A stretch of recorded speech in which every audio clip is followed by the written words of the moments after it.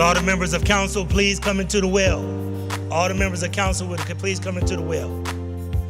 Madam Clerk, please call the roll. Griffin. Here. Bishop. Conwell. Davis. Gray.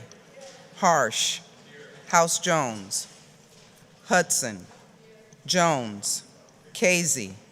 Polensik. Santana. Shaw. Slife. Starr. You have a quorum, Mr. President. Thank you. Will everyone please rise for a moment of silence followed by the Pledge of Allegiance?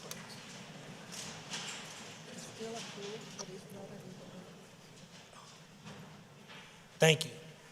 I pledge allegiance to the flag of the United States of America and to the republic for which it stands, one nation, under God, indivisible, with liberty and justice for all. Where is he?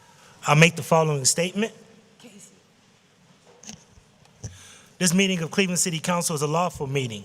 Under Section 605.04 of the Codified Ordinances, no person with purpose to prevent or disrupt a lawful meeting shall do any act which obstructs or interferes with the due conduct of such meeting. Members of the public are invited to speak only under the rules set by this council. Disruptions, including but not limited to speaking out of turn and making loud noises and loud utterances, are in violation of the rules and interfere with the due conduct of this lawful meeting. Such disruptions may constitute a misdemeanor and a violation of 605.04, Section 605.04. Anyone who disrupts this lawful meeting in violation of the codified ordinances commits misdemeanors and is subject to prosecution. The following is the first and only warning. If this meeting is disrupted, I will gavel a halt to the proceedings and direct the assembled officers to escort any person participating in the disruption out of the chamber. Once persons participating in the disruption are outside of the chambers, officers will close the doors, and the disruptors will be handled as directed by the Director of Public Safety. The council proceedings will not begin again until those that participated in the disruption have left the chamber and the chamber doors are closed. Disruptors will not be allowed back in the chamber after the meeting resumes. Again, this is the first and only warning. Madam Clerk, please dispense with the journal. By Councilmember Harsh, that the reading of the minutes of the last meeting be dispensed with the journal approved, seconded by Councilmember Hudson. Thank you. We'll move to public comment. I'll ask all the council members to turn around to face the speakers. And remember, the speakers, please acknowledge your time. When you see the yellow, that means to wrap it up. And when you see the red, that means to abruptly stop. Hold on. Let me get together here.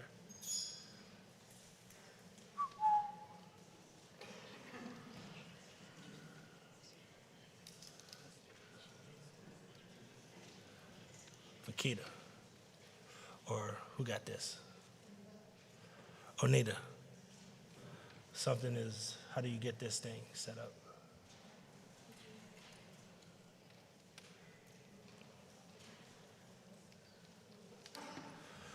I'm just going to go ahead. I'm keeping the timer up here. I don't know what's going on with this machine.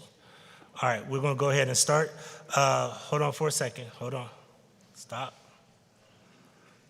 Okay, the first speaker that we have is Daryl Houston from Bedford Heights to talk about city issues.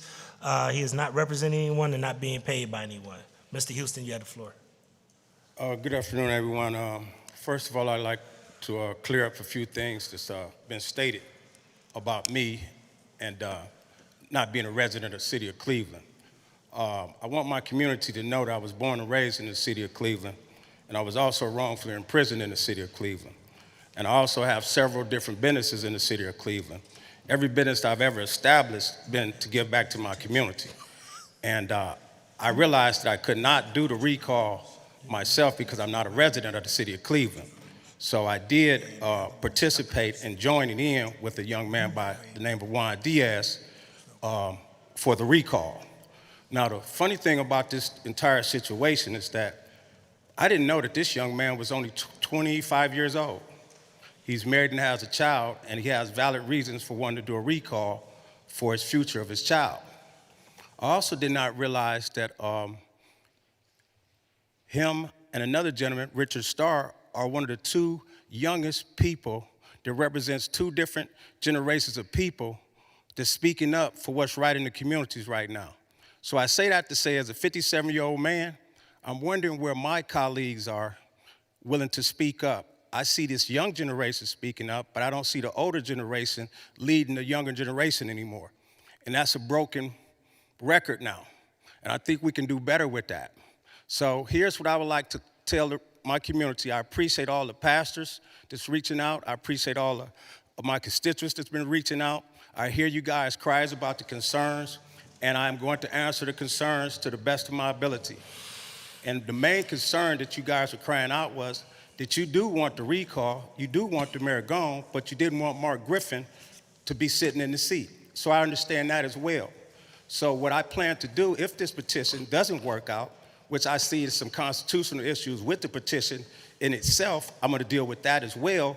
But if it doesn't work out, then my intentions are to move back into the city of Cleveland. Don't know which ward I'm moving into, but whoever ward I decide to move into, I'm going to move them out. That's the first thing I'm going to do. And then I'm going to consider running for the mayor of the city of Cleveland, because I've been asked by this community for more than 8 years to run for elected official seat, okay? And I have great resumes to prove that I am a leader, that I can have a vision, because I do have a vision. I've been coming down here for 24 months straight, trying to get you guys to see where we can do better at. Some people were welcome arms and some people wasn't, right?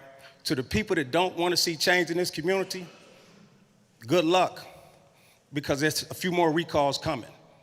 And it's not just in the city, we're going to do it in the county as well, because I believe this community deserves better from our leaders that we're voting for to deal with things in the community. Thank you. Thank you. Next, we have Angela Henderson from Cleveland Heights.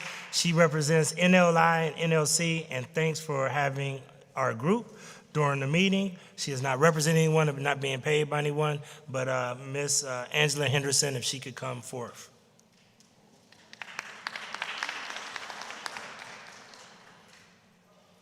Is Miss Angela Henderson here to come to the mic? Angela Henderson. Okay. Good evening, members of council, and in particular, my Ward 2 Councilman Kevin Bishop and Deborah Gray, Councilwoman of Ward 3, where the Neighborhood Leadership Institute resides. As my cohort Dorcas Johnson will show the myriad of NLI's outreach services, I would like to give you a historic perspective as to the location in the Slavic village where NLI excuse me, has set themselves up to provide future decades of community engagement, outreach, and support. 5246 Broadway Avenue was first settled by Eastern Europeans in the mid-1800s and immediately provided social services as well as being a medical clinic to the struggling immigrants as they were settling in their new way of life on Broadway Avenue. Service to the community has always been the spirit of the settlement, whether it was in 1876 or 2026. For 150 years, this property, now known as the home of the Neighborhood Leadership Institute since 2017, has been a jewel, a mainstay, and a beacon of light to those who are searching. As I'm learning how to become an example of community engagement through my placement in the Neighborhood Leadership Cleveland class of 42, every time I trip, there's always been someone there to pick me up and lead the way, for which I will always be grateful. The Slavic Village, and in a larger part, Cleveland, are blessed to have NLI available to all that are seeking a way to grow, connect, and to be of service. Thank you on behalf of the Neighborhood Leadership Class of 42 for having us here this evening. Thank you. And I have to apologize, if you could, Ms. Dorcas, when we bring up and acknowledge Neighborhood Leadership Institute, we'll bring up that entire class because our rules only allow for one speaker per time. And I want to make sure that I strictly follow our rules. Thank you. My apologies. Thank you.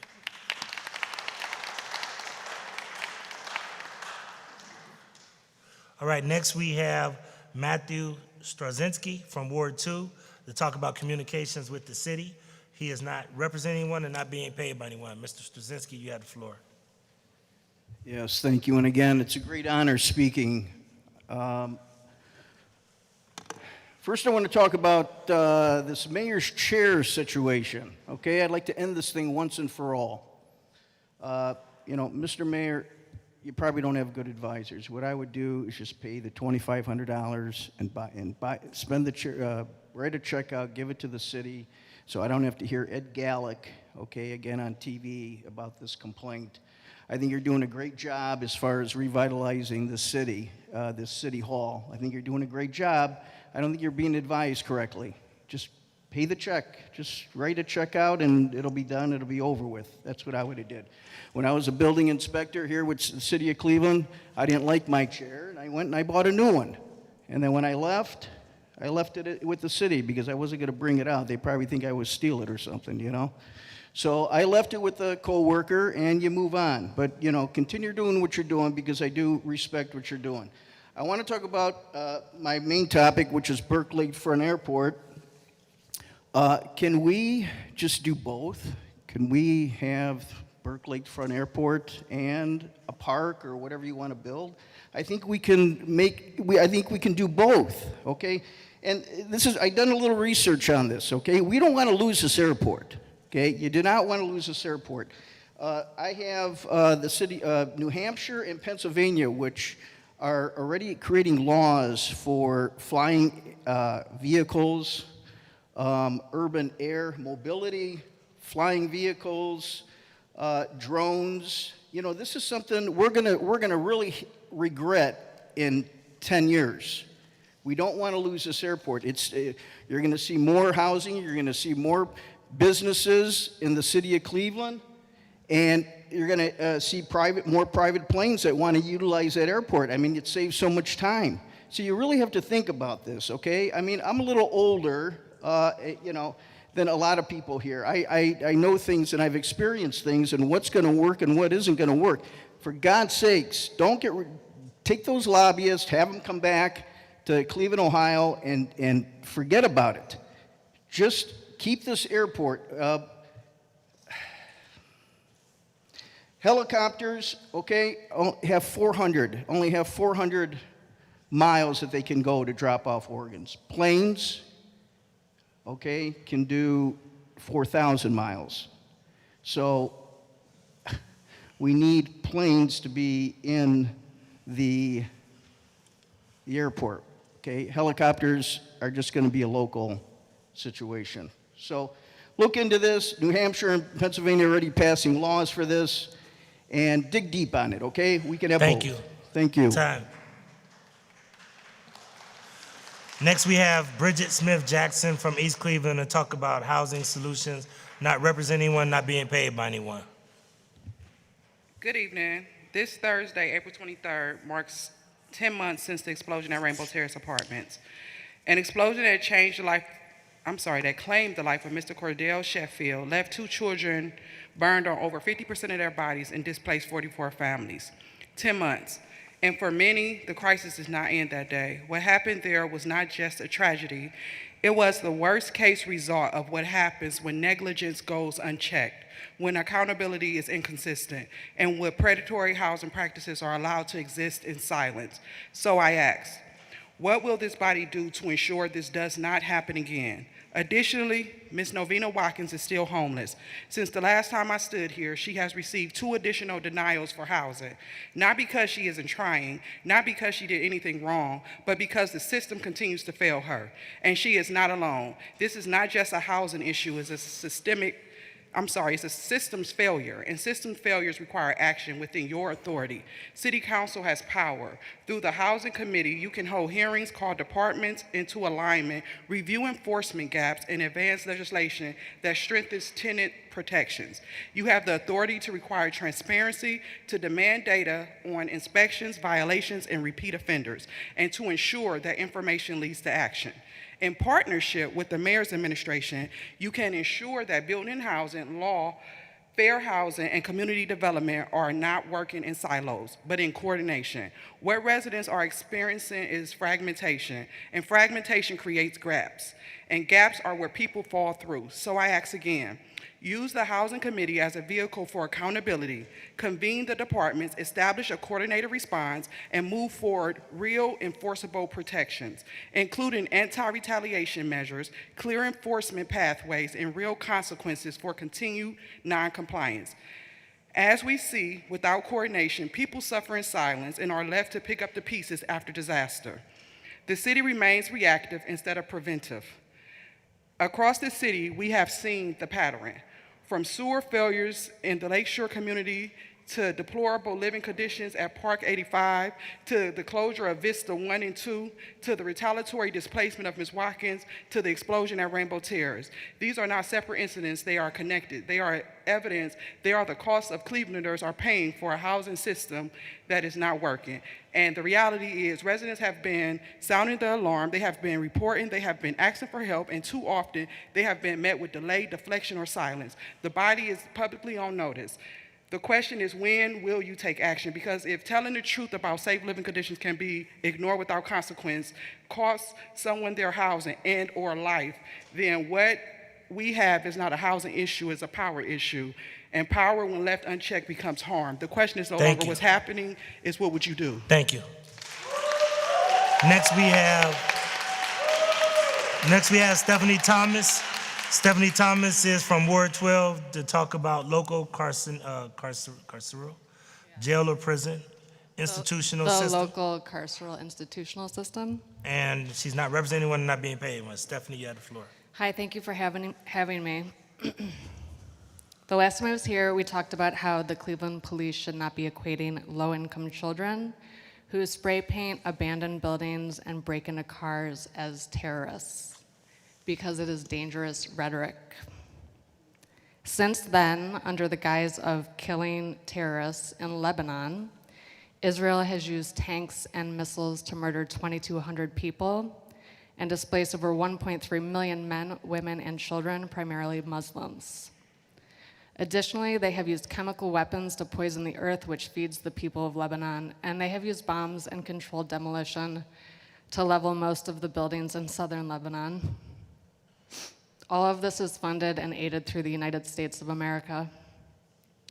Today, I wanted to talk about the cost we, the taxpayers, pay so that somebody else can get rich off the pain of innocent people. The county is getting ready to take out a $1 billion loan to pay for a new jail when we have one. They say they cannot staff the current jail, which is why they need a new one. If it is simply an inability to staff the current jail effectively, then we could let innocent men, women, and children go since they have not yet been convicted. They are being held pre-trial, and staffing problems are cultural and also historical. The new jail costs $1 billion today. When it's finished, it might be $1.5 billion. The price tag has gone up $100,000 in the past 2 weeks. At the current jail, taxpayers pay a nightly rate of $150 per night per bed to the carceral institutional system. At the new jail, we will be paying $192 per night per bed, and guess what? It's bigger. If it's bigger, they will fill it. And we will be paying for more pain, more trauma, more oppression of our people so that somebody else can get rich. This is a continuation, a vestige of slavery in modern times. So don't be fooled. The police brand children as terrorists just as the Israeli government and the Republican Party so that somebody else can make money off the pain of our people. Thank you.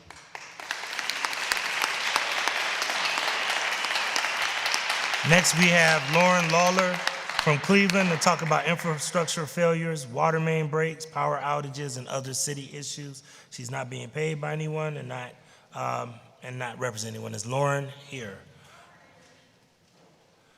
Okay.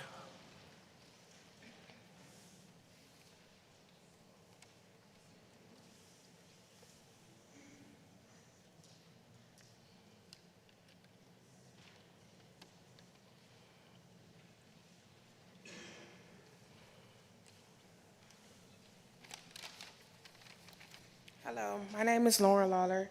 I just wanted to clarify, the last time I spoke, my intentions is never to attack anyone. I just want to say that, I don't know if he's here. Well, Michael, you're a great councilman. I see that people usually drive down the street to throw trash on the side of the Neff Road. Some people are courteous to clean it up, some people are not. I mean, for heaven forbid, there's a nursing home with people with compromised immune systems. And as residents, my idea is to reduce the shootings and the stabbings going on in the neighborhood, to send more criminals out there that's doing the robbing to work and clean the trash up. They want to rob people because of whatever they're going through financially.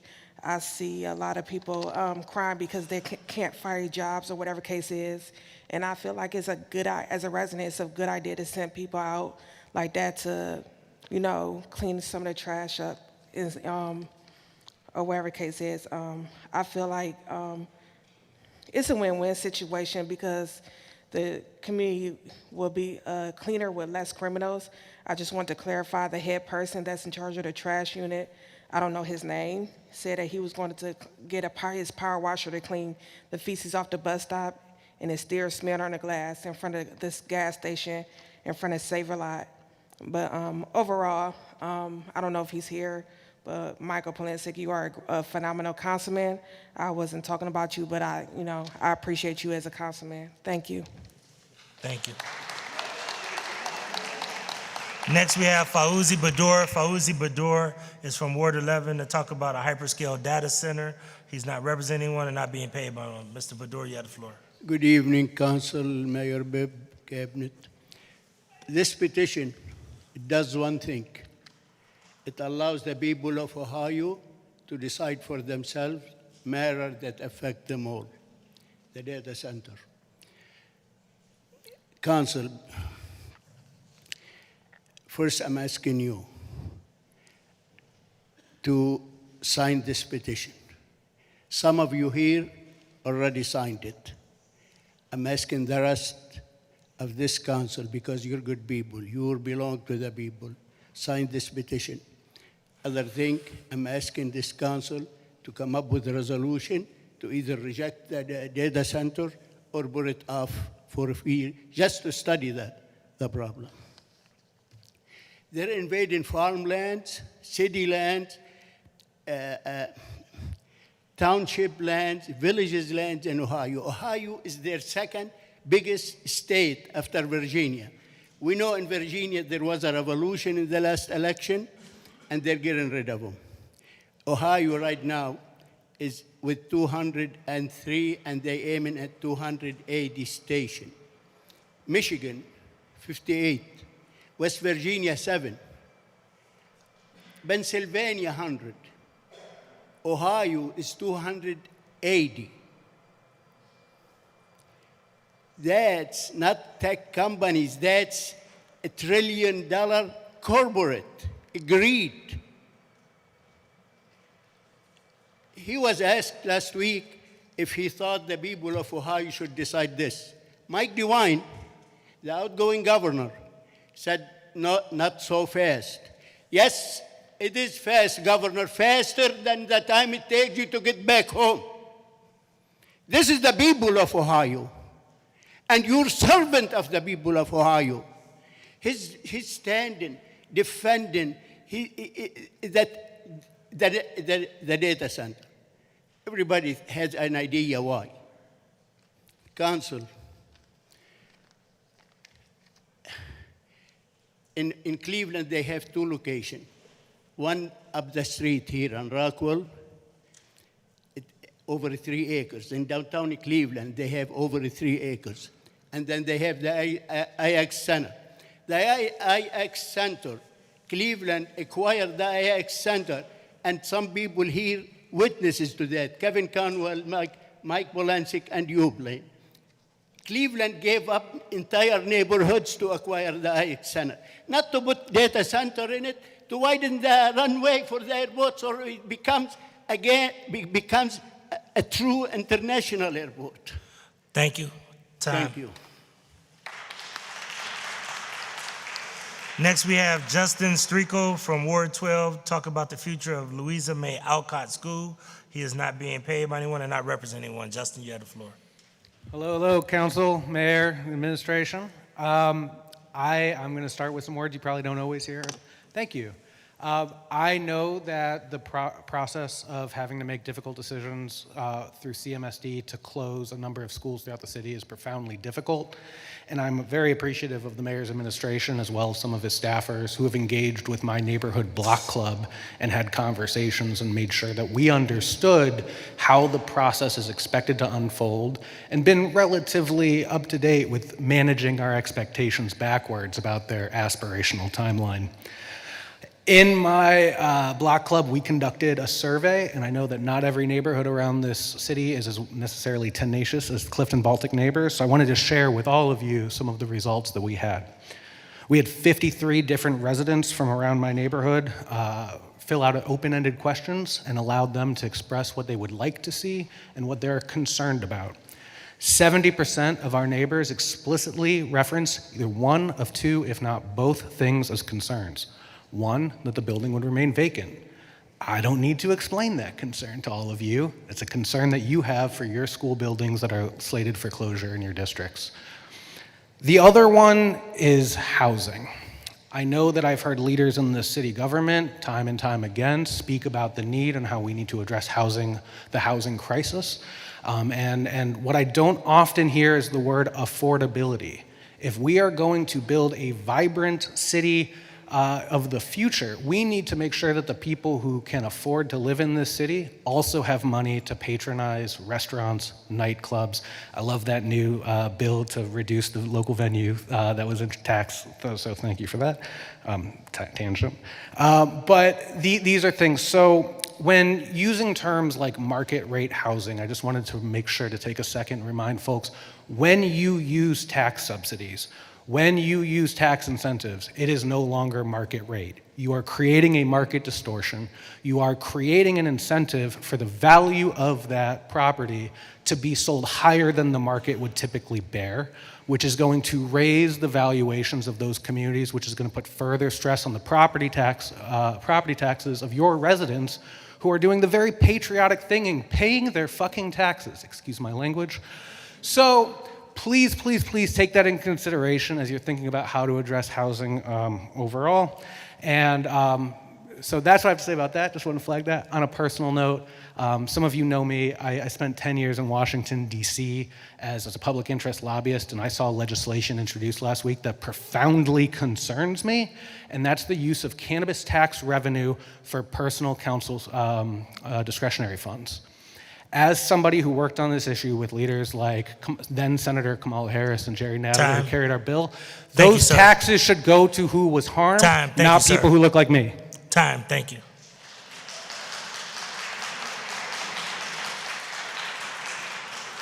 I'm going to ask if all of the speakers can refrain from using any profanity. We do have children in here, and we do have a live listening audience. So I want to make sure that we be respectful of the crowd, and that goes for everybody, council, as well as the audience that are speaking at the microphones. Thank you. Next, we have Dantes Taylor. Dantes Taylor is from Ward 2. Dantes is here to talk about dumping and other issues. Dantes is not representing anyone and not being paid by anyone. Thank you, Councilman Slight, for helping Dantes get to the microphone.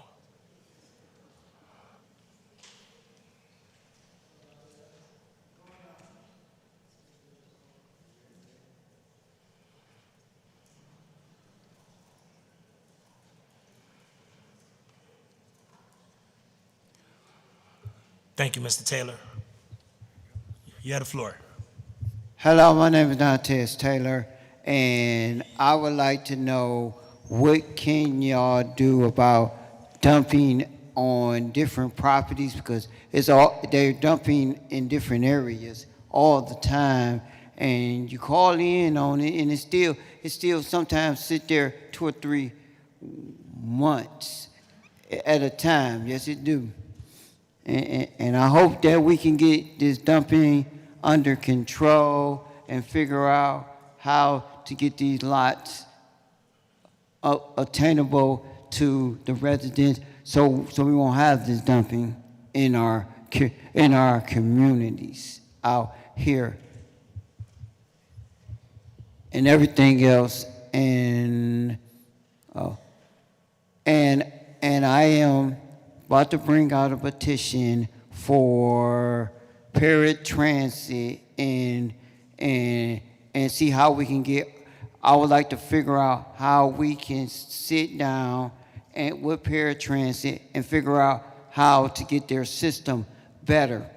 Because every month, about 2 or 3 times a month, their system is going down, and they be like they can't find their vehicles and all that, and it puts stress on people in wheelchairs, people all over, and everything else.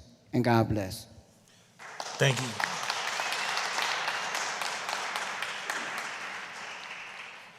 Thank you. Last but not least is James Bentley from Mayfield Village. He's here to talk about safety. He is not representing anyone, not being paid by anyone. Mr. Bentley, you have the floor.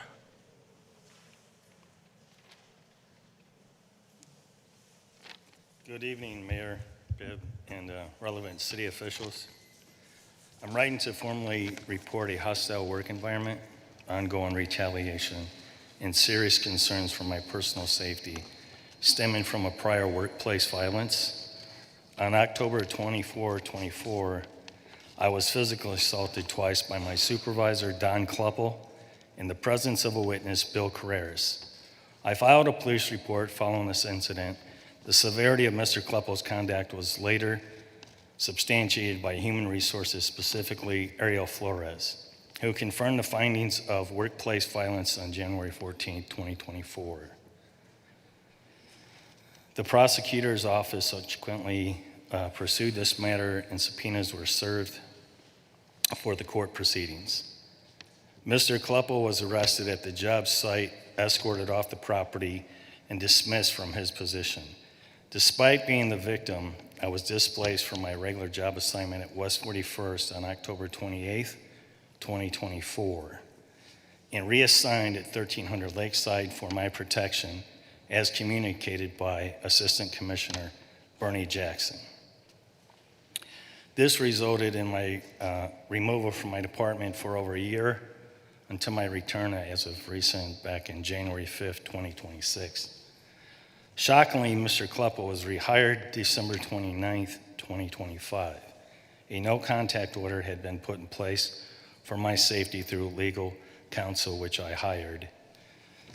However, on January 21st, 2026, Mr. Kluppel appeared on the job site at around about 1300 Carnegie and came in close proximity to me, violating the expectation of my safety.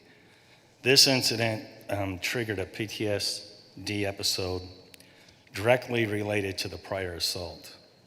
I contacted the police, and I was instructed by dispatcher Ware to leave the area and go file a police report, which I did at the 3rd District Police Station. While I was filing the report, Director Martin Kane arrived. When I later obtained the police report, it stated that this matter would be handled in-house, which raised serious concerns about the integrity of the reporting process. Shortly after the incident, I was issued a 5-day suspension. More recently, I've been given a 10-day suspension. Tanya Pugh from DPU, allegedly for not calling the secondary sick line. I did call the primary sick line. I believe this disciplinary actions are excessive and retaliatory. As a result of this, I've been diagnosed with PTSD. I'm under medical care, and I occasionally miss work due to this condition. Time. I strongly believe that I'm targeted. Time. Thanks, sir. In this effort. Can I send this to the mayor? If you could submit it, but I keep everybody to a strict 3-minute time. This is very important. I just need a few more You seconds. could submit it to the mayor's administration, but I do keep everybody at a strict 3-minute time period. Thank you, sir. I would like these allegations to be looked into. Thank you. We'll now move to communications, Madam Clerk.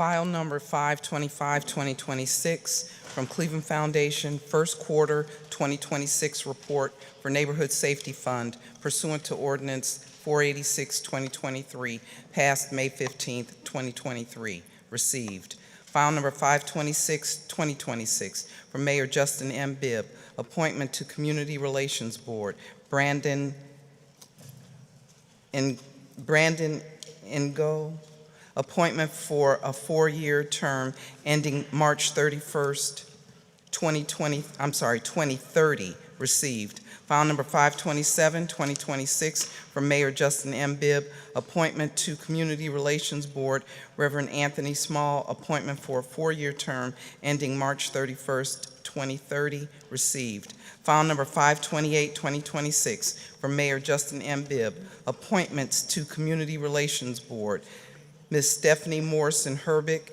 reappointment for a 4-year term ending March 31st, 2030. Mr. Yasir Hamdallah, reappointment for a 4-year term ending March 31st, 2030. Peter Witt, current member, appointment for a 3-year term ending March 31st, 2029. Jay Westbrook, current member, appointment to 3-year term ending March 31st, 2029. Luz Payat, current member, appointment to a 3-year term ending March 31st, 2029, received. From the Ohio Division of Liquor Control, file number 529-2026, regarding a transfer of ownership application at 24 Public Square, Ward 5. File number 530-2026, regarding a transfer of license application at 1048 Old River Road, Ward 7.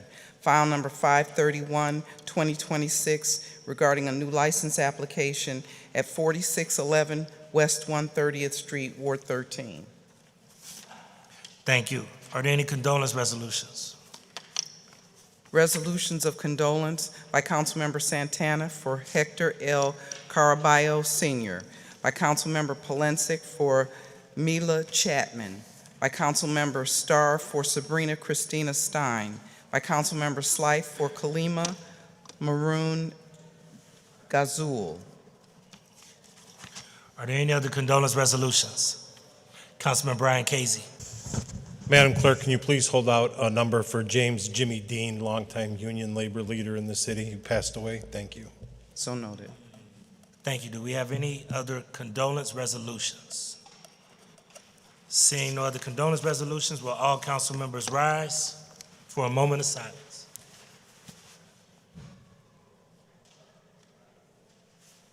Thank you.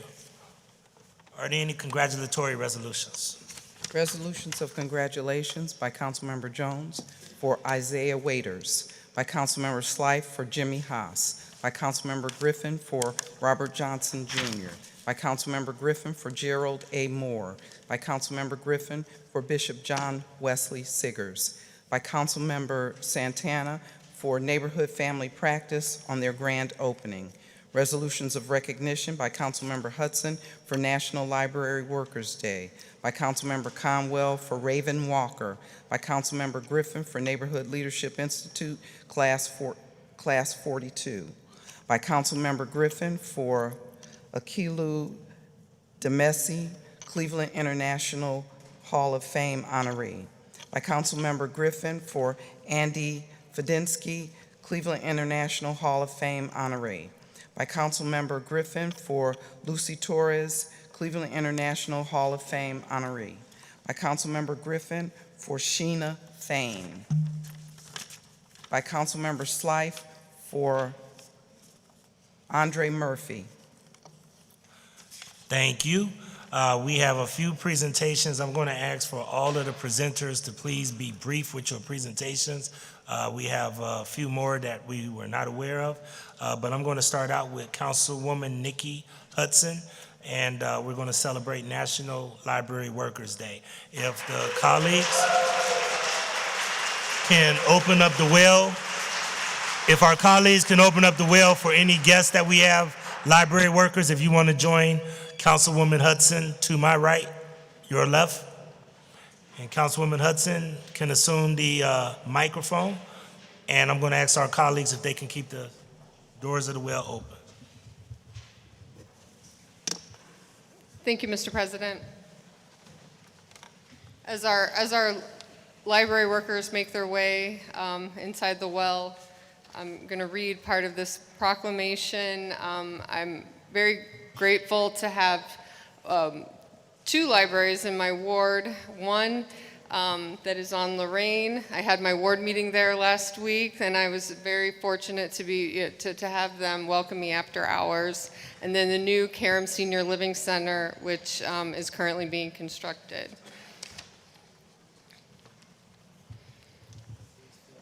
So, whereas the members of City Council, Cleveland City Council take great pride and pleasure in recognizing April 21st, 2026 as National Library Workers Day during National Library Week in the City of Cleveland, April 19th through 25th, 2026, in the spirit of this year's theme, Find Your Joy. And whereas National Library Week is an annual celebration recognizing the vital role that libraries, librarians, and library workers play in transforming lives, strengthening communities, and promoting lifelong learning. And whereas since its founding in 1876, the American Library Association has championed access to information, defended free speech, and upheld the power of libraries to strengthen democracy, marking 150 years of advocacy in 2026. And thank you all. I wonder if, so it was their union rep, Terry Metter, who arranged this today. So I wanted to see if Terry wanted to come up and say a few words.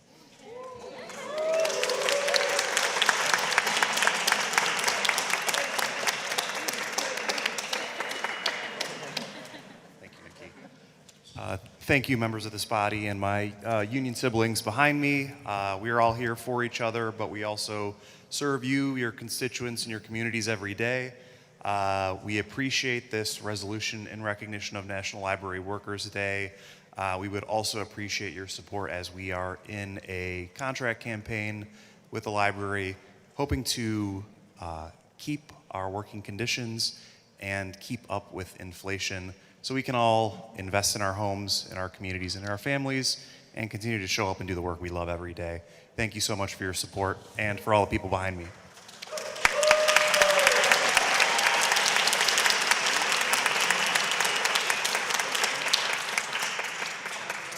Thank you so much. Thank you. Move the microphone.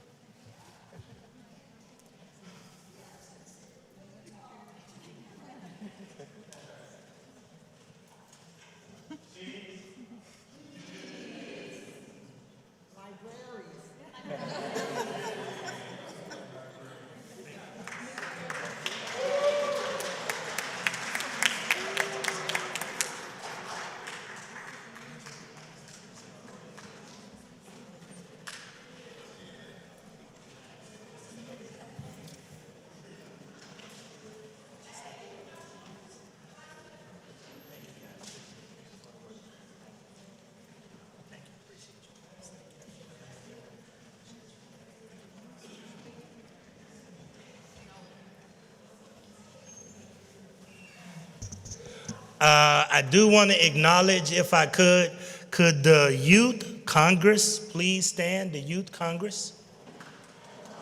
Let's give them a round of applause.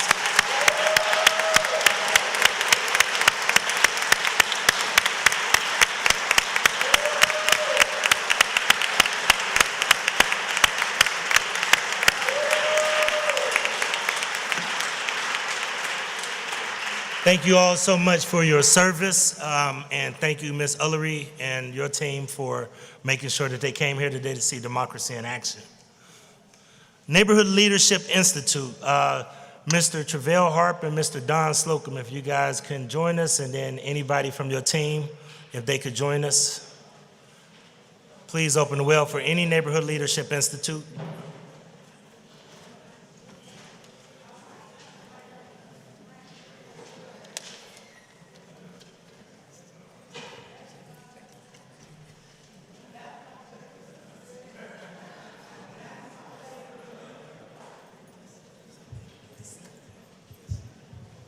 You guys can fill up all around. all around. Yeah, you got this up here and you got this down here, so all around. You speaking or done? Okay. Fill in as much as you can around up top. All of the above.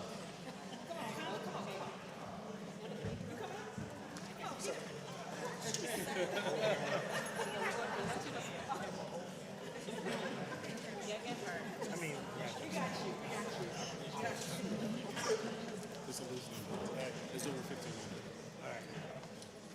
all right, we're going to acknowledge, if we could today, I'm always proud to bring this organization up here. This is Neighborhood Leadership Institute. This is more than 1,500 grassroots leaders from around the entire county. Many council members are also graduates of this organization. I myself had the privilege and honor of being one of the 5 founding members of this organization. So it's always a proud moment to see all of these grads come today. All of these grads went through a Neighborhood Leadership Cleveland class, and then they subsequently joined as graduates, Neighborhood Leadership Institute. I see Councilwoman Deborah Gray coming up here, but like I said, several other council members were part of this movement and actually worked with us, okay? All right, so I'm gonna bring up, if I could, I do wanna acknowledge one person. Where'd he go hide at? I do wanna acknowledge this gentleman. Don Slocum, former director of the Collinwood Community Center, also former associate director of Neighborhood Centers Association, and then most frequently the chair of the board for Neighborhood Leadership Institute, and also was the founding president and CEO. Don is a mentor and a friend of mine. Don and his family have decided to move from our area so that he could be a better grandfather, and I just wanted to take an opportunity to acknowledge him, as well as Travell Harp, who is the executive director, and then I'm going to let Travell bring up one of the grads. Thank you so much, Council President.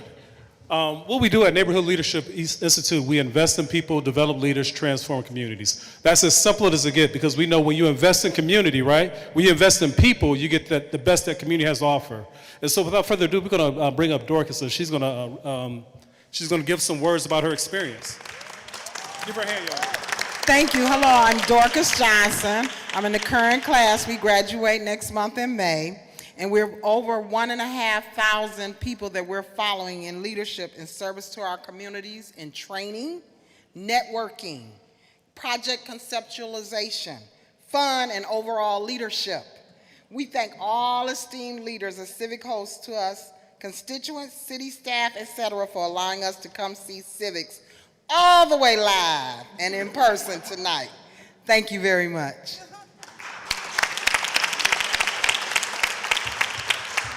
All right, we're going to take a picture, but I want to thank all of the Neighborhood Leadership Cleveland grads that are here, and we're going to take a picture. Here you go. I'm going to let you hold this, Ms. Dorcas. And the youngins. Send us all your graduates for leadership training.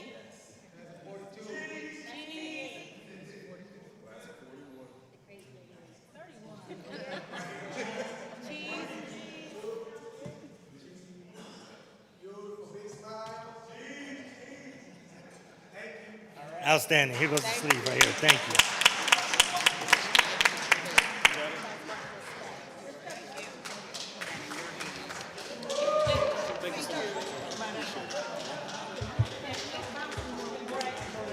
Watch your step, ladies.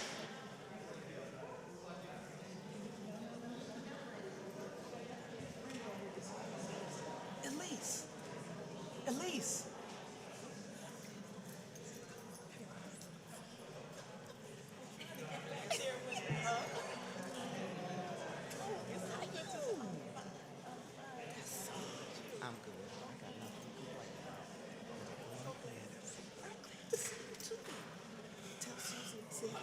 All right, I'm going to ask if Councilman Kevin Conwell, he has 2 guests he would like to present. Councilman Kevin Conwell.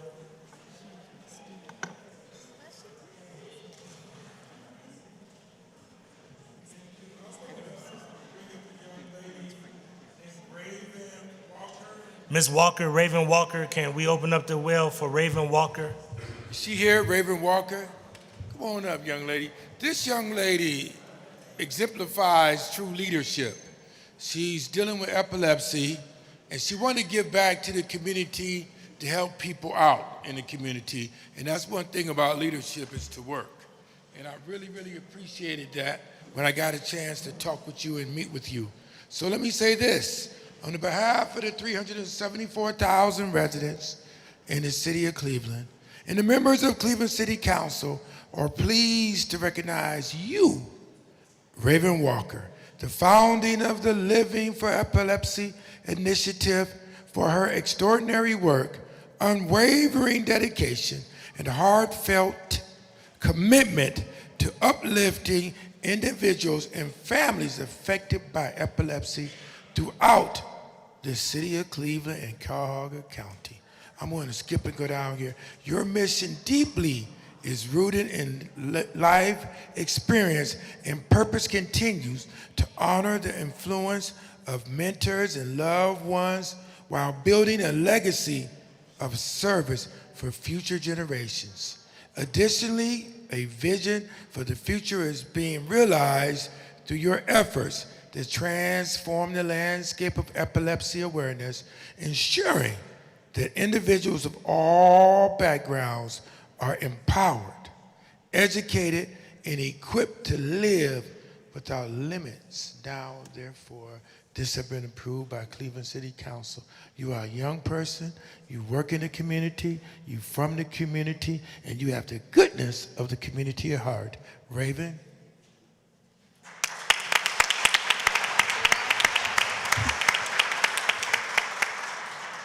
Thank you all, and thank you all, Cleveland City Council, for having me here. I do want to encourage each and every one of you. I was born with epilepsy, and being born with it, I had many challenges growing up in the community. One of those challenges is being bullied. You know, other kids are making fun of you, you know, with the condition that you have, and you're trying to figure out, you know, why me? Why do you have this condition that you're living with? But through all that I've been through, with my epilepsy and just going through different things, my mother not having all of the resources, you know, to be able to even know, you know, the different side effects, you know, with the medication, you know, even the financial barrier that it can put on a parent, you know, or even a household.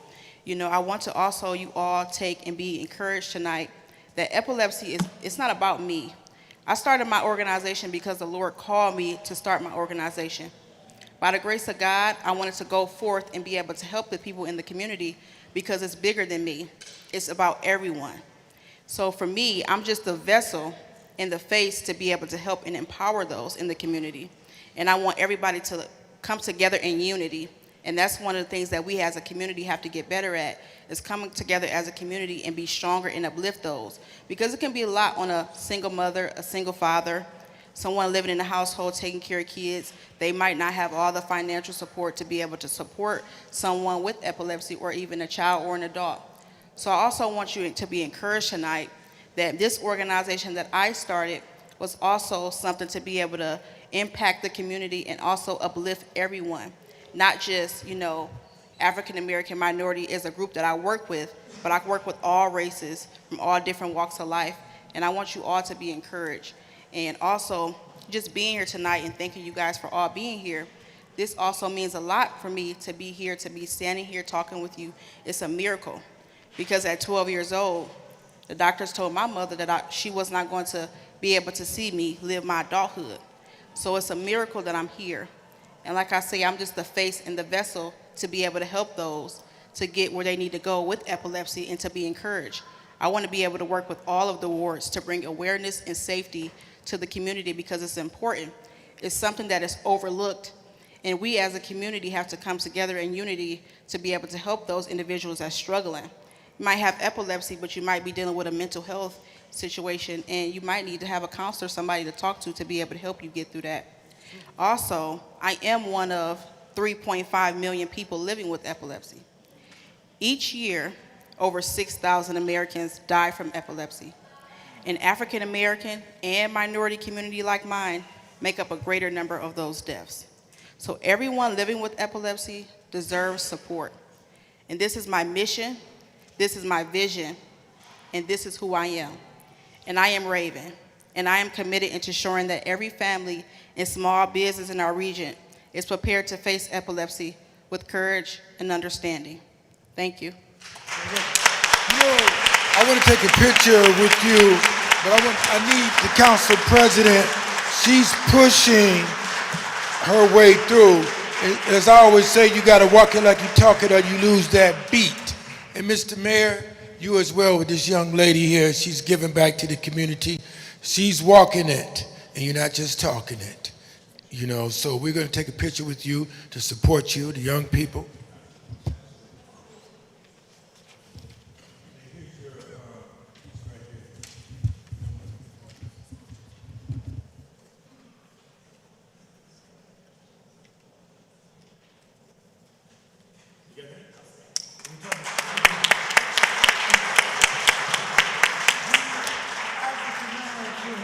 Culture Gardens. We have one more presentation by Councilman Conwell with the Ewing family and the African American Cultural Gardens. They had a groundbreaking last week, and you'll see it in the community when you ride down MLK and East Boulevard over there.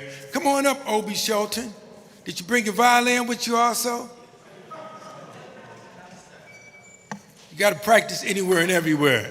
But they have been pushing this project for over 60 years, and now they're ready to bring it all home.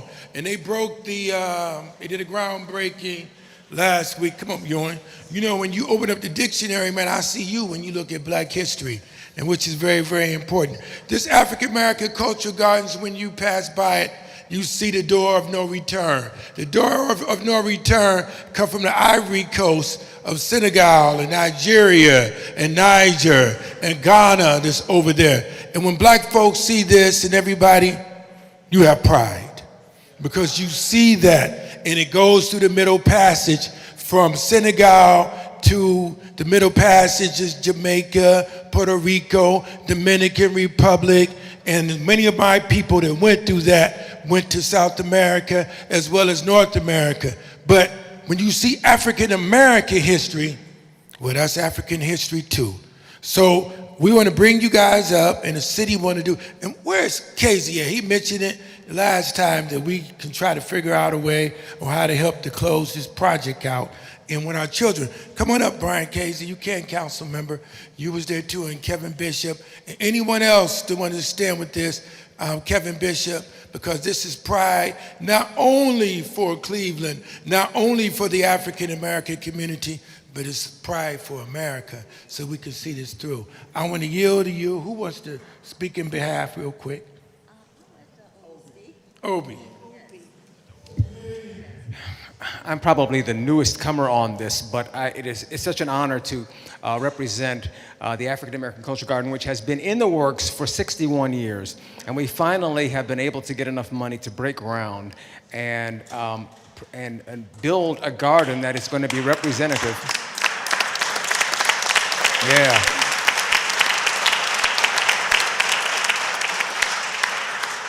A garden that's going to celebrate the presence and the accomplishments of the African American community, not just in Cleveland, but in Northeast Ohio. And I always ask people, how did you get here? And your story is important. It's going to be celebrated at the African American Cultural Garden. So we thank the mayor, and not just the councilmen who have actually given money, but those who have given their vocal support, those who've talked about it, that it's important. That makes a whole lot of difference in terms of us being able to not only raise the money to build it, but also to move it forward, because we have to sustain it now into the future generations.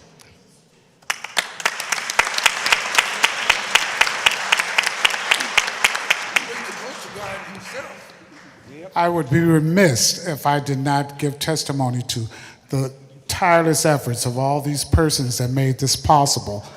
You know, I've often been told, not until you've walked in those shoes can you really feel it. I had the undying love to be able to go to Ghana this past Valentine's Day and spend a month going down the coast and going to the doorway of no returns. And now I truly can have empathy for what it was like. But I want to again thank all of those persons that gave of their time, their talents, and their money to help this project to fruition. Yes, sir, Councilman. And again, there's 2 times in the city when Martin Luther King is closed. One is for One World Day, and one is for June 19th. We celebrate Juneteenth on June 19th. So I extend a hearty invitation to all of you to come and take part in your history. Thank you. Anybody? The lady, First Lady, don't get me in trouble. I also want to say thank you to all of you who have been on this journey with us. And as Carl and Obi said, you know, it's been 60 years, and we are excited that we are close to the finish line. And with the help of all of you, we will get there. You know, one of the things that has come up is that we have an eagle's nest on our property. So we are working with the mayor and with others to make sure that we get the approval from the the Department of Natural Resources so that we can break ground. But we've got the funds, we have got our production manager, we are all set, you know, and so we're just waiting for that eagle's nest to be approved, and we are very, very ready to go. And Carl talked about One World Day. You know, that's how we got started in this project. It was One World Day, everything was going on at every garden except the African American garden. And we are the change that we wanted to see. We got involved right after that to make sure that this garden would come to a reality for African Americans and for all the citizens of Cleveland. That's why we're on the National Civil Rights Network. That's why we're on the Cleveland Civil Rights Network, because we have contributed and we are proud to be part of the Cleveland Cultural Garden Federation. Real quick, and then we'll move forward.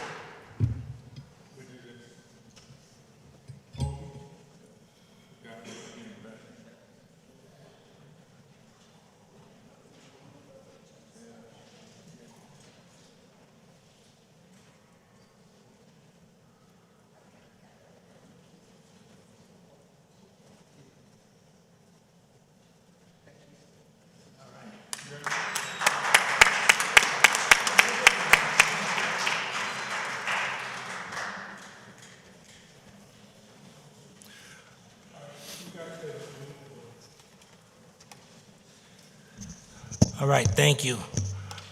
Madam Clerk, first reading emergency ordinances referred for administrative review and committee review.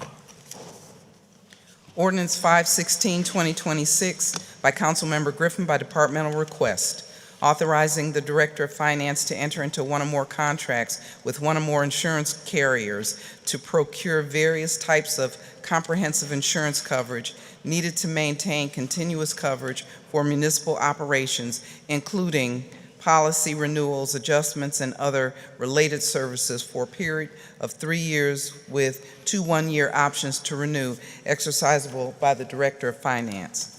Ordinance 517, 2026 by Councilmember House Jones, authorizing the Director of Finance to transfer neighborhood equity funds to the Division of Recreation to support programs sponsored by the boards of certain neighborhood resources and recreation centers.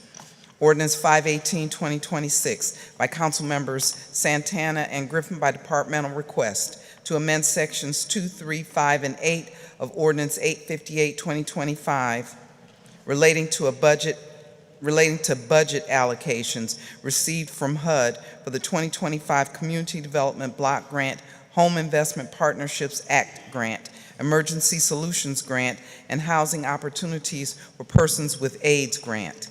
Ordinance 519, 2026 by Councilmembers Polensek, Bishop, and Griffin by departmental request to amend sections 1 and 2 of Ordinance 1470, 2025 relating to the consent to the County of Cuyahoga for the resurfacing to the South Corporation line and allocation of the county tax funds for the improvement and to cause payment to the county for the city's share of the improvement.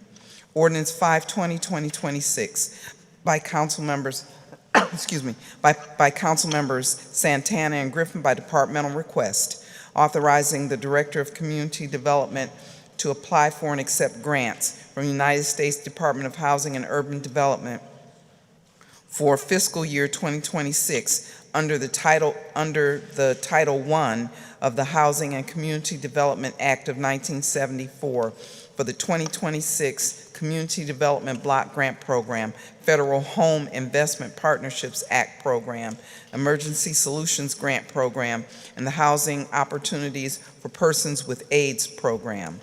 Ordinance 521, 2026, by Councilmember Bishop, by Council Members Bishop and Griffin, by departmental request, authorizing the Director of Public Works to apply for and accept a grant from Cuyahoga County Solid Waste District for the Cuyahoga County Solid Waste District Special Project.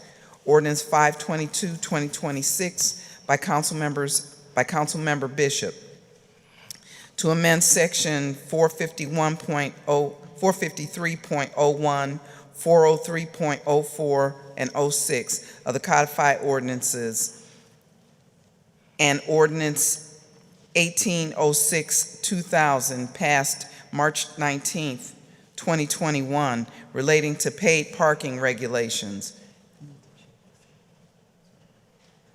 Ordinance 523, 2026, by Council Members Starr, Santana, and Griffin, by departmental request, authorizing the mayor and commissioner of purchases and supplies to acquire and reconvey properties presently owned by 1900 The Loft LLC and/or its designee, located at 1900 Euclid Avenue, for the purpose of entering into the chain of title prior to the adoption of tax increment financing legislation authorized under Section 5709.41 of the revised code for the 1900 Euclid project.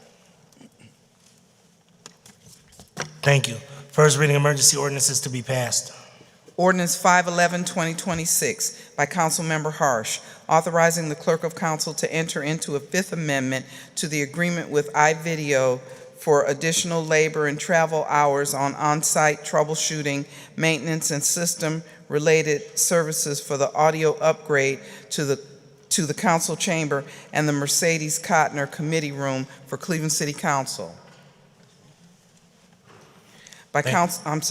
Ordinance 513, 2026, by Councilmember Davis, consenting and approving the issuance of a permit for the T.J. Carey Heart Warrior Run Walk, June 27, 2026, managed by Hermes Sports and Events. Ordinance 514, 2026, by Councilmember Santana, to amend Section 2 of Ordinance 186, 2026, relating to the agreement with Metro West Community Development Organization for the Latin American Historical Society Oral History Project. Ordinance 524, 2026, by Councilmember Griffin, by departmental request, to amend Sections 4 and 31 of Ordinance 194, 2021, relating to salaries for various classifications. Thank you. Read the motion to suspend the rules. By Councilmember Harsh, that the rules be suspended and the legislation just read be placed on final passage, seconded by Councilmember Hudson. Call the roll. Griffin, Bishop, Conwell, Davis, Gray, Harsh, House, Jones, Hudson, Jones, Casey, Polensek, Santana, Shaw, Slife, Starr. 13 yeas. Call the roll on passage. Griffin, Bishop, Conwell, Davis, Gray, Harsh, House, Jones, Hudson, Jones, Casey, Polensek, Santana, Shaw, Slife, Starr. 13 yeas. Thank you. First reading emergency resolution to be adopted. Resolution 515, 2026, by Councilmember Santana, objecting to a new C2 liquor permit at 3315 Clark Avenue. Resolution 549, 2026, by Councilmember Griffin, fixing the 2026 summer schedule of meetings of the Council of the City of Cleveland. Read the motion to suspend the rules. By Councilmember Harsh, that the rules be suspended and the legislation just read be placed on final passage, seconded by Councilmember Hudson. Call the roll. Griffin, Bishop, Conwell, Davis, Gray, Harsh, House, Jones, Hudson, Jones, Casey, Polensek, Santana, Shaw, Slife, Starr. 13 yeas. Call the roll on adoption. Griffin, Bishop, Conwell, Davis, Gray, Harsh, House, Jones, Hudson, Jones, Casey, Polensek, Santana, Shaw, Slife, Starr. 13 yeas. Thank you. Second reading emergency ordinances to be passed. Ordinance 226, 2026, by Council Members House, Jones, Bishop, and Griffin, by departmental request. Authorizing Director of Parks and Recreation to cause payment to Downtown Cleveland, Inc. for the cost of providing landscaping maintenance services at malls B and C in the year of 2025. Ordinance 231, 2026, as amended by Council Members Starr, Bishop, Santana, and Griffin, by departmental request. An emergency ordinance determining the method of making the public improvement of designing, constructing, rehabilitating, renovating, replacing, or otherwise improving the Erie Street Cemetery and the Highland Park Cemetery Mausoleum, including site improvements and appurtenances, and authorizing Director of Parks and Recreation and/or capital projects as appropriate to enter into one or more public improvement contracts for the making of the improvements, enter into one or more professional services and other contracts needed to implement the improvement, to apply for and accept grants and gifts, and authorizing direct employment of the necessary labor for the Department of Parks and Recreation and/or the Office of Capital Projects. Ordinance 236, 2026, as amended by Council Members Bishop, Santana, and Griffin, by departmental request. An emergency ordinance determining the method of making the public improvement of designing, constructing, rehabilitating, renovating, replacing, or otherwise improving roadways, streets, bridges, sidewalks, and other similar projects, including site improvements and appurtenances, and authorizing the Director of Public Works and/or Capital Projects as appropriate to enter into one or more public improvement contracts for the making of the improvements, enter into one or more professional services and other contracts needed to implement the improvements, and to apply for and accept grants and gifts, and authorizing the direct employment of the necessary labor for the Department of Public Works and/or the Office of Capital Projects. Ordinance 355, 2026, by Council Members Griffin and Starr, by departmental request, authorizing the Director of Finance on behalf of the Mayor's Office of Prevention, Intervention, and Opportunity to enter into one or more contracts with Art House, Inc.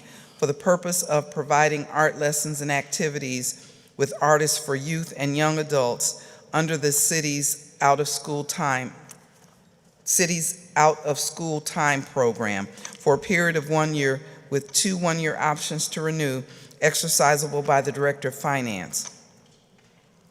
Ordinance 356, 2026, by Council Members Griffin and Starr, by departmental request, authorizing the Director of Finance on behalf of the Mayor's Office of Prevention, Intervention, and Opportunity to enter into one or more contracts with the Beat the Streets Cleveland for the purpose of providing after-school programming involving structured physical activity and social emotional learning to promote fitness, discipline, and healthy lifestyle habits for youth and young adults under the city's out-of-school time program for a period of 1 year, with 2 one-year options to renew, exercisable by the Director of Finance. Ordinance 357, 2026, by Council Members Griffin and Starr, by departmental request, authorizing the Director of Finance on behalf of the Mayor's Office of Prevention, Intervention, and Opportunity to enter into one or more contracts with Center for Arts Inspired Learning for the purpose of providing music lessons to youth in grades 3 to 12 under the city's out-of-school time program for a period of 1 year, with 2 one-year options to renew, exercisable by the Director of Finance.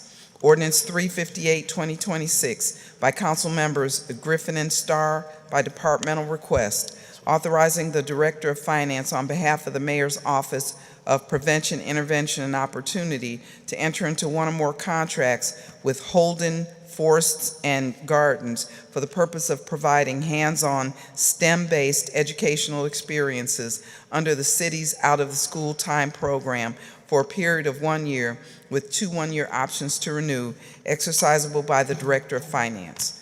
Ordinance 360, 2026, by Council Members Griffin and Starr, by departmental request, authorizing the Director of Finance on behalf of the Mayor's Office of Prevention, Intervention, and Opportunity to enter into one or more contracts with Kent State University for the purpose of providing various hands-on workshops for youth engagement under the city's out-of-school time program for a period of 1 year with 2 one-year options to renew, exercisable by the Director of Finance.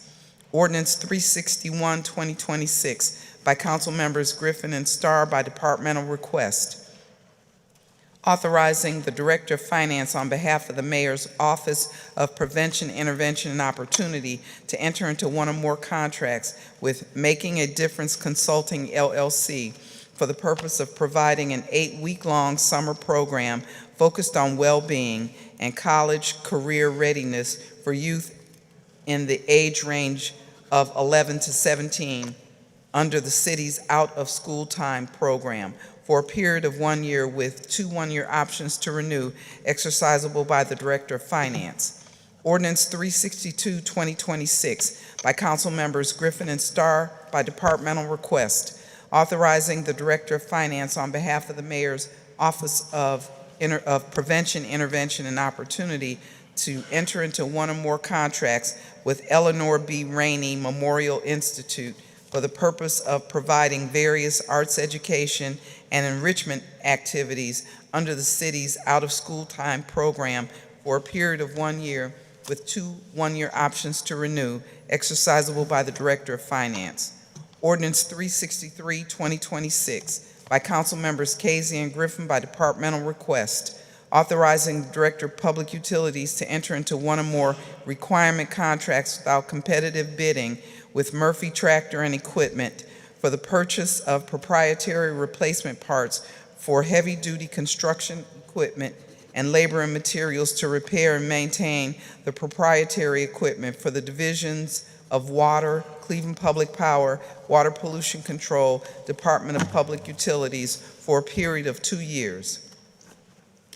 Ordinance 406, 2026, as amended, by Council Members Casey and Griffin by departmental request, authorizing the City of Cleveland to participate in the Sustainable Ohio Public Energy Council Electric Aggregation Program to serve residential and small commercial customers, and authorizing Director of Finance on behalf of the Office of Sustainability to enter into one or more contracts with the Sustainable Ohio Public Energy Council to implement the electrical aggregation program for a period up to 36 months, beginning with the August 2026 meter read cycle. Ordinance 407, 2026, by Council Members House Jones, Hudson, Santana, Slife, Casey, and Griffin by departmental request, determining the method of making the public improvement of constructing the Archwood Avenue and West 39th Street, Bradgate Avenue, Clybourne Avenue, East 58th Street, and Luther Avenue area sewer replacement projects, authorizing the Director of Public Utilities to enter into one or more public improvement contracts, authorizing the Director to employ one or more professional consultants necessary to design the improvement, and authorizing the Director to apply for excuse me, and accept any loans excuse me. Thank you. And accept any loans or grants from any public or private entity. Ordinance 408, 2026, by Council Members Casey and Griffin by departmental request, authorizing the purchase by one or more requirement contracts of plumbing services and backflow testing and inspection, including labor and materials necessary to repair, replace, and install existing and new equipment and appurtenances, and purchase of the necessary equipment and appurtenances for the various divisions of the Department of Public Utilities for a period of 2 years. Ordinance 409, 2026, by Council Members Casey and Griffin by departmental request, authorizing the purchase by one or more requirement contracts of various sized PVC and FRE duct line materials for the division of Cleveland Public Power, Department of Public Utilities for a period of 2 years. Ordinance 410, 2026, by council members Casey and Griffin by departmental request, authorizing the purchase by one or more requirement contracts of labor and materials necessary to maintain and repair substations, including roofs and landscaping, and to evaluate, test, maintain, repair, or replace substation equipment, including but not limited to transformers, switchgears, circuit breakers, batteries, fiber optic splicing, and training if necessary for the Division of Cleveland Public Power for a period of up to 2 years. Thank you. Read the motion to suspend the rules. By Councilmember Harsh, that the rules be suspended and the legislation just read be placed on final passage, seconded by Councilmember Hudson. Call the roll. Griffin, Bishop, Conwell, Davis, Gray, Harsh, House Jones, Hudson, Jones, Casey, Polensek, Santana, Shaw, Slife, Star. 14 yeas. Call the roll on passage. Griffin, Bishop, Conwell, Davis, Gray, Harsh, House Jones, Hudson, Jones, Casey, Polensek, Santana, Shaw, Slife, Star. Oh. Councilman Casey. Thank you, Mr. President. Please mark me a no on 231. Thank you. So noted. All right. We'll now move to introduction. Oh, you got to read it? Okay, please read it. On 231, 2026, 13 yeas, 1 nay. On all others, 14 yeas. Thank you. We'll now move to introductions. Introductions. Does anybody have any introductions? Seeing no introductions, we'll move to announcements. Does anybody have any announcements? Any announcements? I don't see any. Oh, Councilwoman House Jones.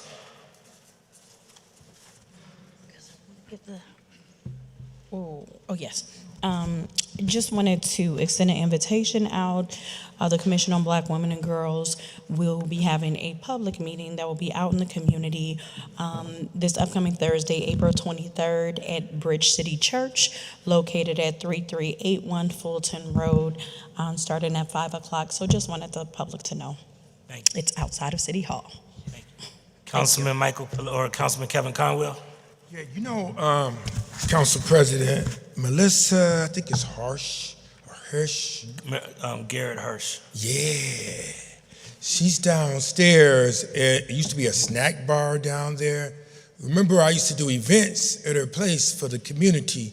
So I planned, you know, a lot of times people look at a coffee shop just as a coffee shop, but I used Umbar as a gathering place where we did jazz and coffee with the cop, and we did many community events there at that coffee shop because it was a gathering place, and I had a great time.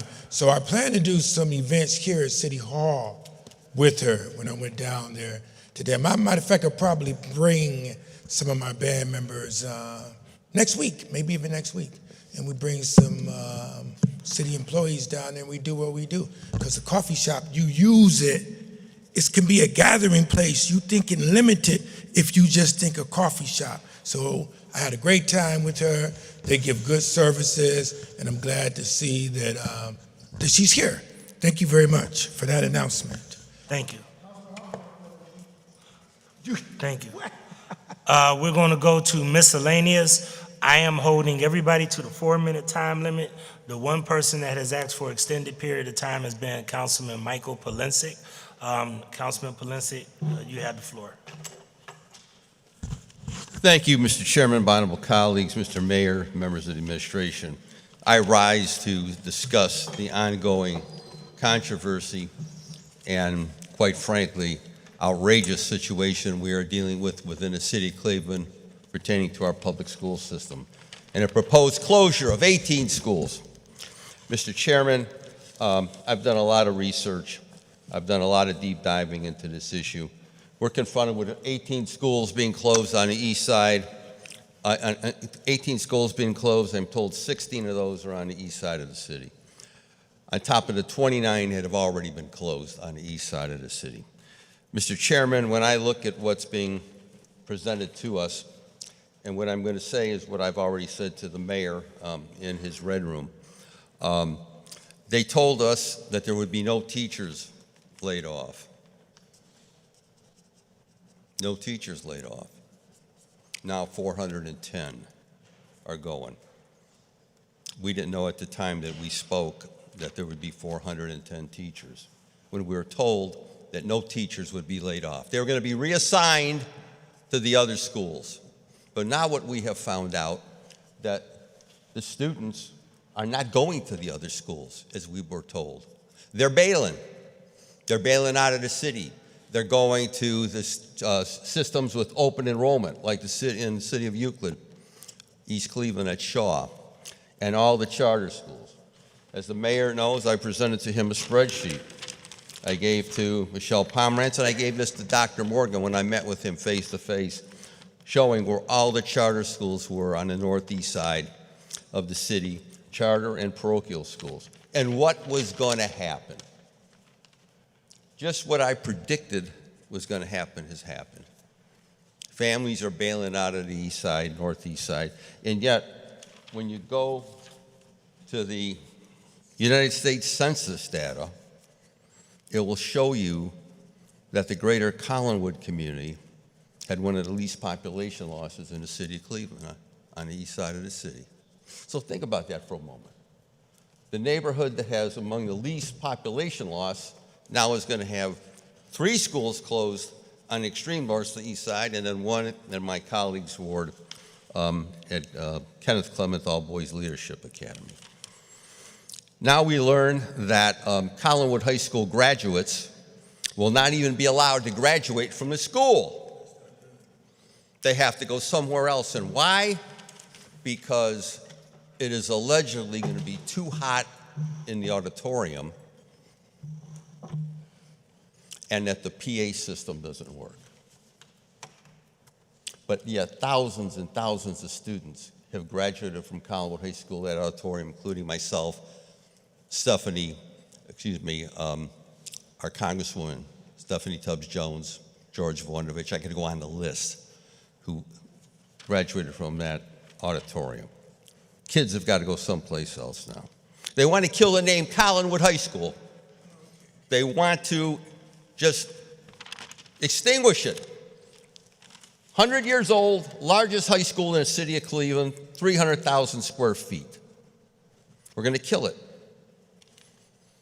185 students gave their lives in the Second World War. No, 185, including 1 female.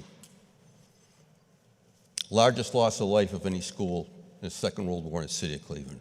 Over 2,000 served to protect our freedom. Hanny Gibbons, Euclid Park. If this goes through, there'll be no elementary schools for the first time in 100 years in St. Clair and on Euclid Avenue. First time in 100 years, no elementary schools. And yet the population is there. I mean, just look at this. And I've said here, and I'm going to say again to the mayor, Mayor, they have misled you. Dr. Morgan has misled you. We're going to lose the after-school program at Collinwood. Where's it going? No one's telling us where it's going to go. There's no program, and my colleague knows it, because we both inherited a new area. There's no program after school in the Collinwood, Nottingham Village area, which also takes in Euclid Park. But what I think they didn't tell you as well, that there's 6 voting precincts going to disappear. 4 at Euclid Park, 2 at Hanny Gibbons. So not only do we have to contend with voter suppression coming out of Washington and Columbus, now we see voter suppression coming out of CMSD. And I've been sitting here looking at all their stuff that they've put out. Nice glossy stuff, building brighter futures. So what, in essence, it tells us on the northeast side, you're going to build brighter futures for the charter schools and the surrounding suburbs, because that's where our kids are going, based on their own numbers now. And yet, their own documents, I'm presenting their own documents, only 36% of the students have successfully demonstrated college, career, workforce, and military readiness. How could you go from $141.1 million cash balance in 23-24 to now 25-26, an anticipated 152 million deficit? I'll tell you how. Bad management. That system has been so poorly managed, and we all know it. We all know it. We pay the highest property taxes today than we've ever paid, and our citizens are struggling to pay their property taxes. So, Mr. Mayor, as I've said, if anyone thinks I'm giving up on this, because I know they misled you. They misled you. I'm sure they didn't give you all the fine print of what they're going to do to the northeast side. What are we going to do with the closed buildings? What are we going to do with Collinwood High School? Why did we build a police station across the street, a firehouse, a library, a football stadium? And now we're going to close it, and it's going to be put on the open market, allegedly. But we all see what they've done to the other closed school buildings. They let them rot. That's been the legacy. Dr. Morgan ought to be selling snake oil. That's what he should be selling. Because I see what they did to Hannah Gibbons teachers. Some of the brightest and youngest teachers have got their pink slips. Look at those teachers. They've called me. I've talked to the principals. They're just distraught over what's happening to their teachers in their school buildings. Not only is this about education, it's about our neighborhoods. I've said on this floor, Mr. Chairman, I sat in this body with 33 members. Council. Okay, I'm going to wrap it. This chamber was designed for 50. We're down to 15. If we cannot stabilize our east side neighborhoods, we're going to lose another 2. Schools are critical. And again, I say to this mayor, when this is said and done, the school board's not going to take the rap. Because people can't, majority of people don't even know who they are. Dr. Morgan, he'll be off, he'll go someplace like the previous one did, who now they blame for everything, with a golden parachute. But Mayor, you appoint the school board. You appoint a CEO along with the school board. You'll be the one to wear it. You will be the one to wear what's happening to the east side of this city. Mr. Chairman, I rest my case. I'm prepared to work with the mayor, with his team, but I will tell you, they are zooming you. I'm going to use a good east side term. They have zoomed you over this school system. Thank you, Mr. Chairman. Thank you. I have Councilwoman Stephanie House-Jones, Councilwoman Stephanie House-Jones, Councilwoman Hudson, Starr, and Conwell. Yes, I just wanted to give a thank you to the Aging Department Director McNamara. Is she here? No, she's not here. Okay. But I really wanted to give a thank you to her. A little over a week ago, I was given a call from Eliza Bryant Village, basically as an upcoming sentencing hearing was being brought forth to someone who had broken into the facility and caused damages, cut a gas line, and, just the indication that residents were fearful and they did not think that the perpetrator was going to get any type of real consequences. And I was given that call on a Friday. Last Monday, my office reached out to Director McNamara, and working with her team, we were able to provide transportation to a group of residents, 7 brave ladies who took the trip down to the Justice Center to participate in a court watch. And because of their advocacy and just showing up for themselves, the perpetrator was given a prison sentence.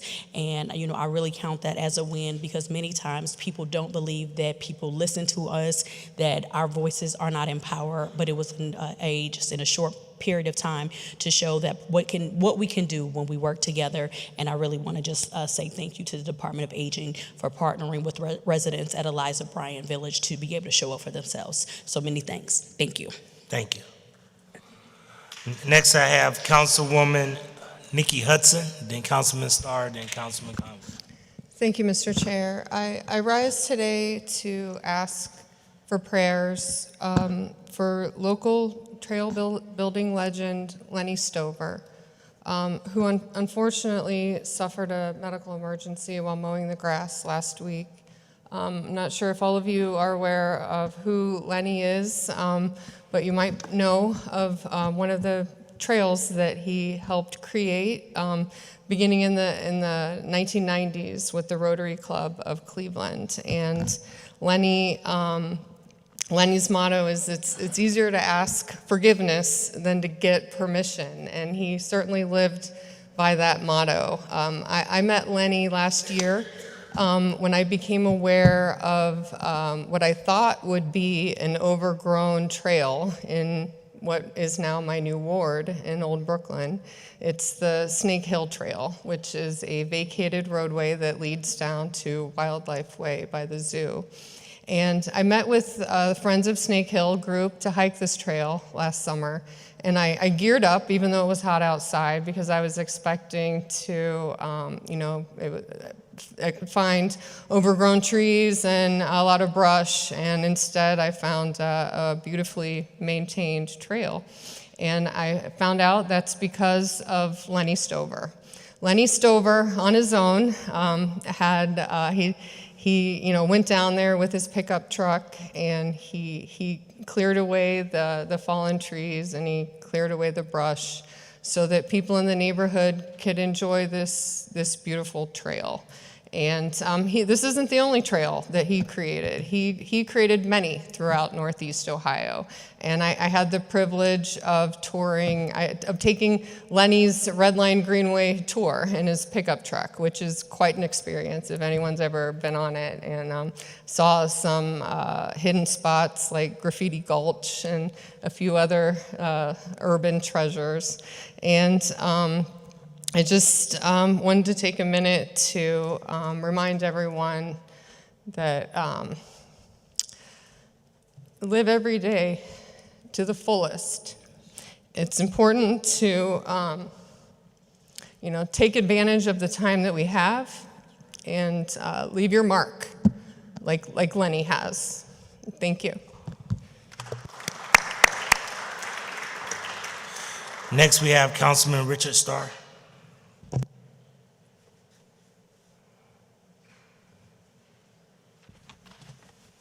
Thank you, Council President. Real quick and brief, just a reminder, I forgot to mention, next Tuesday, we will have a workforce education, training, youth development committee talking about the built environment, Ohio Means Job, that whole organization, just to provide some updates regarding just the workforce environment and different things like that, as well as other committees.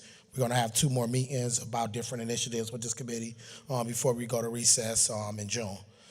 In context, I definitely want to say, Councilman Mike Polensek, I understand your frustration with the Building Bright Futures initiative and a lot of things and tough decisions that have to be made. In context, I also want you all to know that in 2001, our CMSD school district received an F report card in 2001. Also want everybody to know the context that CMSD issues has been going on for so long and no one has done nothing to address these issues. When I graduated out of CMSD in 2007 with a 3.6 GPA, when I went to Baldwin Wallace and wrote my first paper, I had a C-. But everybody was telling me I was prepared for college. So I remember going to the learning lab, the writing lab, just to try to get everything I needed to be successful at Baldwin Wallace. So I understand your frustration and a lot of challenges. But I also understand that as an elected official, there's a lot of things we can do and a lot of things that probably haven't been done. No, I'm not pointing the blame at anybody or anyone. But I know that if we're going to think that Mayor Bibb and Dr. Morgan want to lay off 410 teachers, I just think that is not the truth. I think for decades at a time, people have not been held accountable when it comes to education within our children in our schools. And I think we're at a point in time where we as leaders, this body, we need to stand front line to make the change. We can't just give Dr. Morgan all the punishment because he had to be the first one to do something that others didn't want to do. And I remember in 2019, it was another CMSD CEO who said, we need to make closes. We need to right the ship because everything is falling off the cliff. No one stepped up and said you might need to make closes and start doing 3 or 4 closes. Everyone let them slide out. But now I'm not going to go into my deep thoughts. What about these kids who can't read and write? We can't keep blaming everyone because I graduated from the system. I never remember my mom sitting me down teaching me how to read. I know I got a lot of reading to help inside the school. That is not happening. We got a K-8 model that was not designed by Dr. Morgan. It was about other CEOs, and we haven't right the wrong in this. So Building a Bright Future has some pros, some negatives. I can't agree with everything it's doing, but what we have to do is make sure where we're heading in this Building a Bright Future, it got to be the right ship that you mean. And we got to work with the administration. We got to make sure we bring residents back to this city, and we got to make sure that education is a top priority. So I look for your leadership, your wisdom, your understanding to be able to work with this administration. But I know it's hard for me to look and say, Mayor Bibb is at fault or Dr. Morgan, when I know it was past administrations and past leaders who getting a free get out of bus fare card because they ain't get the same scrutiny when they were making these poor decisions with me as well as these other students. When I'm talking about kids who can't even do Microsoft Office or work, and we trying to hire them for jobs who can't do nothing, but they've been passed along. So I can't just give it all to them or beat them up. I gotta talk about the other ones who ain't do nothing. But now they gotta make the right decisions and the tough decisions because these other ones didn't. But like you said, Councilman Polenzek, we gotta do our part to help. And we can't be all happy about these decisions because it's going to hurt us. But I'm willing to roll up my sleeves with you and the administration to be able to get this right. I appreciate your leadership. Thank you. I have Councilman Joseph Jones. Thank you, Mr. Chairman. I rise to talk about one of our colleagues who, and give him recognition, and that's Bill Patman, who's passed. And I can remember being a young man coming into Cleveland City Council, much as Richard Starr is. And Bill Patman became the finance chairman under the president of Cleveland City Council, Mike Polenzek. And he created in 2001 the first neighborhood equity fund, of which the council president was able to give $1 million for each council member. And I remember being a young council member and how that helped positively impact our community. We were able to put new playgrounds in our parks that had not had playgrounds in years. We were able to put money into our recreational facilities that needed improvement and assistance. And in that time, we had a roof leak. We were able to use the money for that. We were also able to use the money for infrastructure. And I just want to applaud my colleague, Richard Starr, for fighting to say, hey, we need to give some funds from the marijuana piece last week. So I just want to commend you for standing along, being brave. Other council members, Mike Polenzek started it out by giving council for the very first time $1 million. And then also, Bill Patman, as the finance chairman, opened it up so that the council could be taken care of. So he was one of the first finance chairmen that took care of that body who were sitting on that committee. And I remember and recall the times, Mr. President, that we were discussing then at the time a very controversial issue, which was Kinsman Avenue. And at that time, Kinsman Avenue was, the talk was to pretty much give it asphalt. And I raised the conversation that why should Kinsman Avenue have asphalt when on West 117th Street, they got 10-inch thick concrete, curbs, sidewalks, aprons. doesn't the East Side deserve to have the same opportunities? And at the time, Bill Patman held the legislation. Mark Rakudo was this person who was at the time, you remember Mark Rakudo, Mike Polenzek.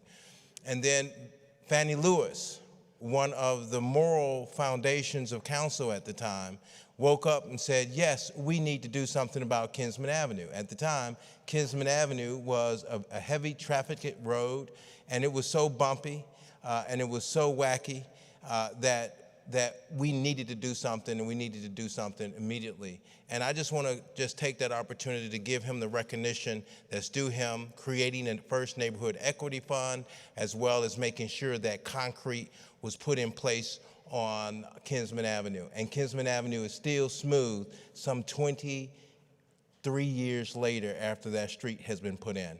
So I just want to say, Mr. Chairman, all respect and honor due to what he has done here being a council member, and take the time to give the condolence to his family and respect. Thank you, Mr. Chairman. I rescind my time. Thank you, Councilman Jones. Councilman Conwell or Valencia? Mr. Chairman, I just wanted to just say this as well. I thank Joe for what he commented on. Some of us went out this evening to visit the family, and Sharon just wanted to express her deepest appreciations to you, Mr. Chairman, and all members of the body for the condolence proclamation.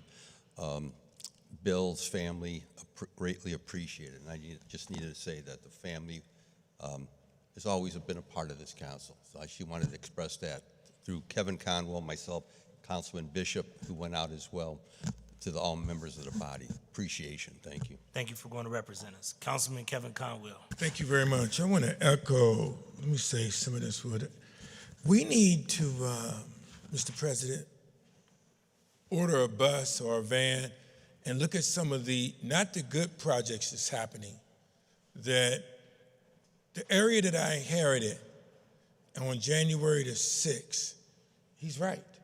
There's a lot of abject poverty. Now, you gave us money for streets. Well, it's our residents' money. It's not my money, not your money. It belongs to the people, my bosses. We need help over there. Things are falling apart. We have Iowa Maple School. We have Boys Town that's there that's falling apart, 122nd Street, and the children going to and from schools. I mean, Councilmember Starr was talking about academics, but they see all that blight that's over there in that Collinwood community that we inherited. In East Glenville, he's mentioned in East Glenville. We need help over there. I know that it's a decay for decades of not being taken care of, with streets caving in and unsafe routes to and from school. But we need to take a ride over there so we can show other council members what Councilmember Mike Polenzek is talking about. People, which is their right because they're my bosses, are calling me all time that they need help. And I bleed for them, and I understand what he's talking about over there. So if you order the buses, we take a ride around, and then we even take some people from Mayor Bibb administration so that they can get an up-close view of what's going on. They need help. We need help in the Collinwood, Glenville area. We need a lot of help. So I understand what you were talking about, but you'll see it if you go for the ride-arounds. And then Coit Playground also. That playground never been done. Never. And we need help to look at the playground and try to get it done so the children will have a nice place to enjoy for playground. And last but not least, Councilmember Starr and Slife and Austin Davis before you guys were born. My wife and I, and Mayor Bibb before he was born, we're celebrating our 41st wedding anniversary this Saturday.